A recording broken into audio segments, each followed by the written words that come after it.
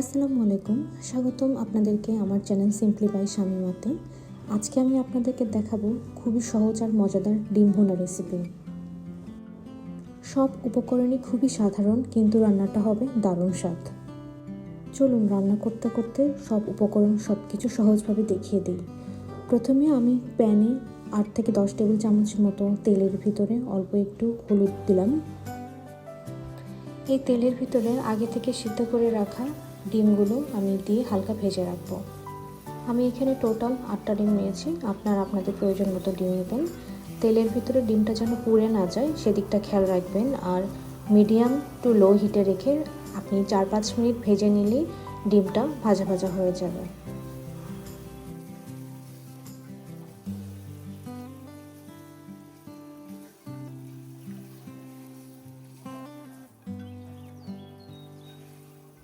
এরকম golden brown colour চলে আসলে বুঝে যাবেন ডিমটা হয়ে গেছে, এবং এক এক করে ডিমটা আলাদা একটা পাত্রে তুলে রাখুন। ডিম ভেজে তুলে রাখা তেলের ভিতরে আমি প্রথমে একটু শুকনো মশলা দিচ্ছি, যার মধ্যে ছিল তেজপাতা 2টা, 4-5টা দারচিনি ও 5-6টা সাদা এলাচ। এরপর 2 কাপ পেঁয়াজ ছুরি দিব এবং তেলের ভিতরে সব মশলার সাথে আস্তে আস্তে ভেজে নিব। এই পর্যায়ে একটু ধৈর্য ধরে পেঁয়াজগুলোকে ভাজতে হবে। এই পর্যায়ে অ্যাড করছি 1 টেবিল চামচ লবণ। এটা পেঁয়াজকে একটু নরম এবং তাড়াতাড়ি কুক হতে হেল্প করবে। 10-15 মিনিট পরে পেঁয়াজ ভাজা হয়ে গেলে এরকম ব্রাউন কালার আসলে এর মধ্যে 1 টেবিল চামচ আদা বাটা এবং 2 টেবিল চামচ রসুন বাটা দিব। আমি আগে কাঁচামরিচ ব্লেন্ড করেছিলাম, এই জন্য রসুন বাটাটা সবুজ দেখাচ্ছে। এই তেল আর পেঁয়াজের ভিতরে আদা রসুনকে 4-5 মিনিট ভেজে নিলে এর যে কাঁচা গন্ধ এটা চলে যাবে। এরপরে আমি অ্যাড করছি 1 টেবিল চামচ হলুদ বাটা, 1 টেবিল চামচ মরিচ গুঁড়ো, 1 টেবিল চামচ ধনিয়া, 1 টেবিল চামচ জিরে এবং 1 টেবিল চামচ গরম মশলার গুঁড়ো, এবং সবগুলো উপাদানকে আমি আস্তে আস্তে নেড়ে চেড়ে হালকা পানি দিয়ে বেশ কিছুক্ষণ কষিয়ে নেব।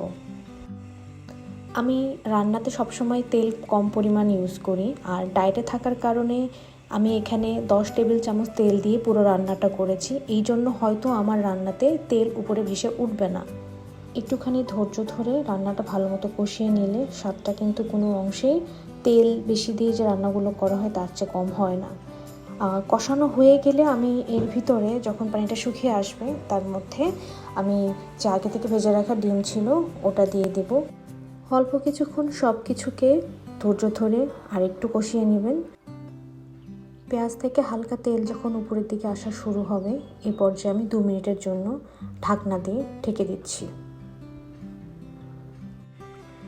2 মিনিট পর আমার কষানো কমপ্লিট হলে এর মধ্যে আমি 1 কাপ পরিমাণ গরম পানি দিয়ে এটাকে মৃদু আঁচে বসিয়ে রাখবো। মিডিয়াম আঁচে রান্নাটা মিনিট 10 রেখে দিলেই ভুনাটা কমপ্লিট হয়ে যাবে। 10 মিনিট পর ঢাকনাটা তুলে নিলেই আমার রান্নাটা কমপ্লিট হয়ে যাবে। 30 মিনিটের ভিতরে এর চেয়ে ভালো রেসিপি আর হয় না। প্রোটিনে ভরপুর, খেতেও অনেক মজা, আর এটা আপনি সকালের নাস্তা, দুপুরের লাঞ্চ বা ডিনার সব সময় খেতে পারবেন, সব কিছুর সাথে, ভাত, পরোটা, রুটি, নান অথবা পোলাও বিরিয়ানির সাথে। বাস রান্নাটা হয়ে গেছে। এখন আপনি যে পাত্রে রাখতে চান ঢেলে রাখতে পারেন। আপনি এই রান্নাটা বাসায় ট্রাই করলে কেমন লেগেছে আমাকে জানাবেন। নতুন রাঁধুনিদের জন্য আমি খুব সহজভাবে রান্নাগুলো দেখিয়ে দিই। এরকম রান্না পেতে আমার চ্যানেলটা সাবস্ক্রাইব করে আমার পাশে থাকবেন। Thanks for watching.